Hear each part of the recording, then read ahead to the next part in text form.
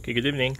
So last time po, nabanggit ko about sa mga battery draining na features nitong Ranger, and meron pong isang viewer na nag-comment na actually itong mga settings na to pwede palang ma-off kung gusto natin via sa infotainment system. So ang gagawin natin is i-check natin, and ginawa ko po is nag-advance search ako before i-start tong video, and nakita ko nga siya. So nandito siya under lighting. Mamaya papakita ko po saan galing yung kwan na yan, and nakalagay dito. So auto lamp delay, ang preset niya is 20 seconds.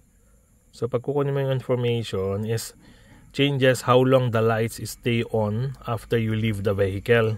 So ito yung sinasabi po niya na pagpatay mo ng engine, mag-switch off na rin yung light na yun, yung park light na nakikita natin doon. Okay, so ilalagay natin ngayon dito sa off. Okay, and then may mga kwan pa rito. So mamaya itetest natin back para makita natin kung saan galing yan. So under sa controls po, pupunta sa vehicle, and then doon lalabas yung lighting. Okay, so auto lamp delay off. So in-off na po natin.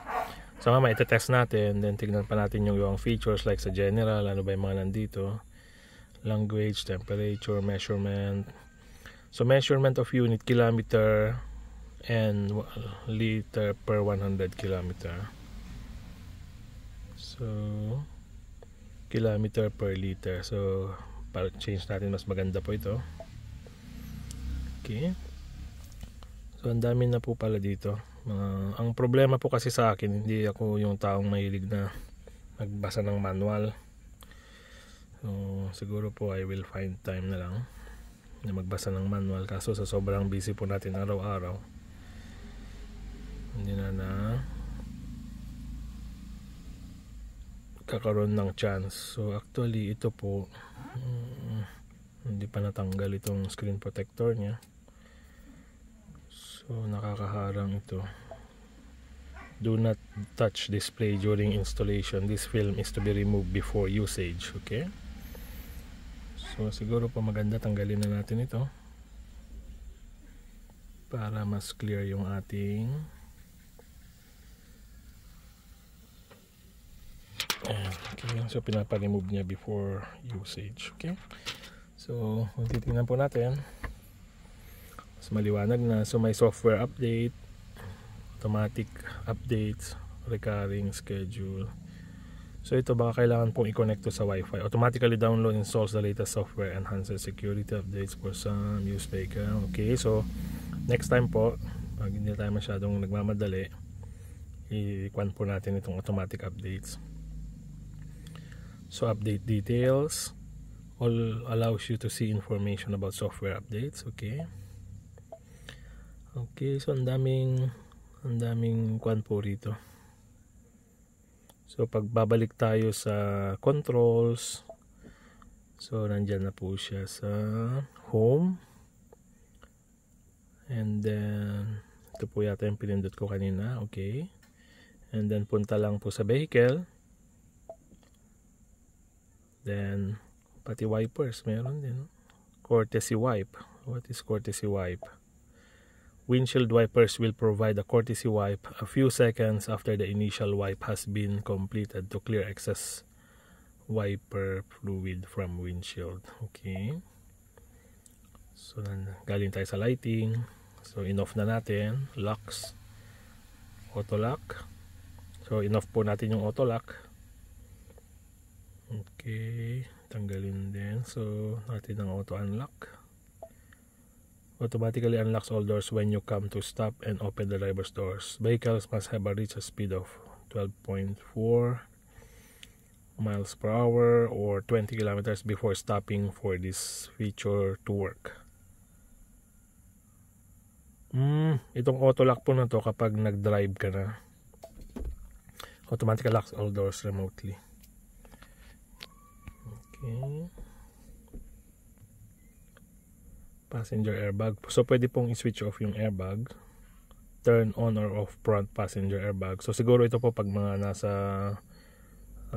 conditions na very rough road,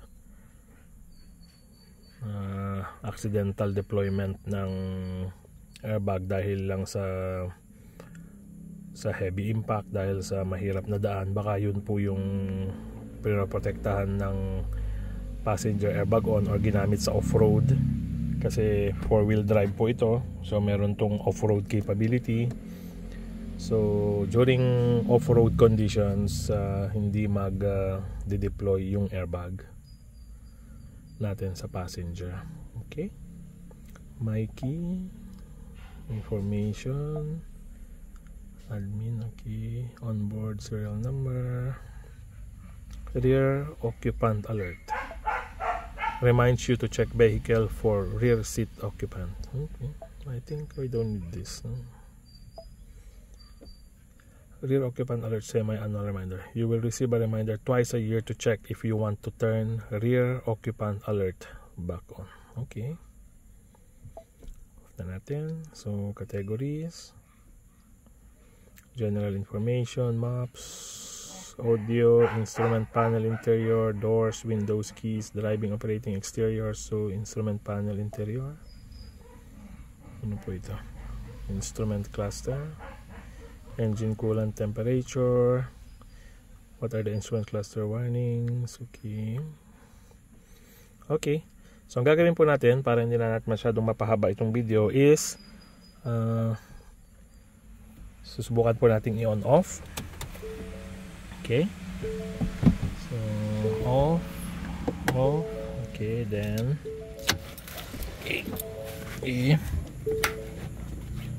lock muna natin.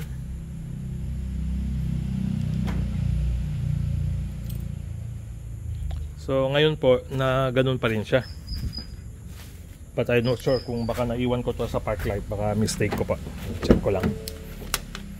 Okay, so sorry, naiwan ko po sa park light, so normal na naka-on yon, so off muna. Okay, then pag switch off ng keys, dapat mamatay na po kagad yon. Ayun, okay po, so patay kagad. So on. Okay, mag-on po siya. Then pagpatay ng pag-close ng lock. Okay, so nag-off na po siya kagad. So battery draining less na po tayo. Then tignan nga po natin yung pag-on ng makina, on off.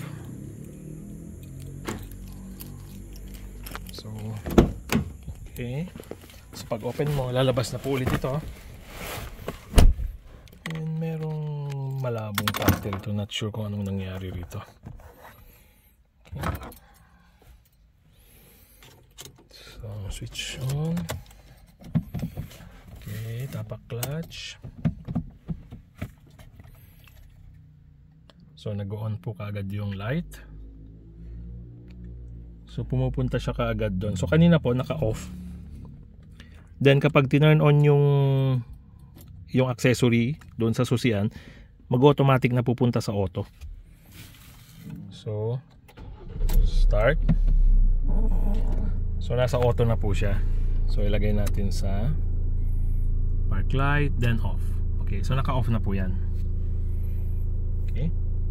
Ang XL po, wala siyang daytime running. So yung mga bago po ngayon, for safety, naka-on yung park light. Okay, so lumabas yung ilaw.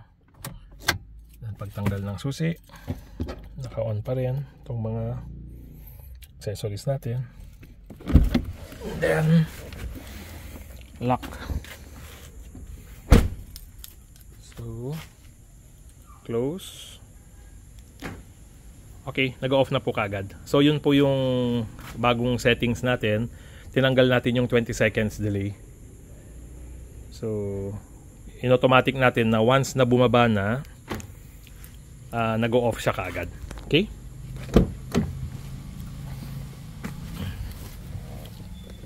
Ayan na na po siya. And then again, nandun po siya sa auto. Okay.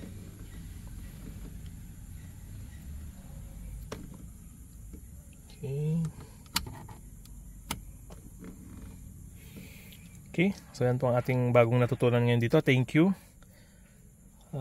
sa kasama natin sa internet, netizen na nag-comment na pwede palang i-switch off yon pag turn off ng vehicle. Okay, so pag ganun po, mag-iilaw siya, then again switch off.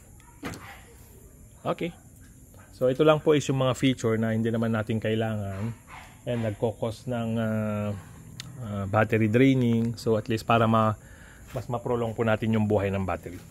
Okay? So, salamat po.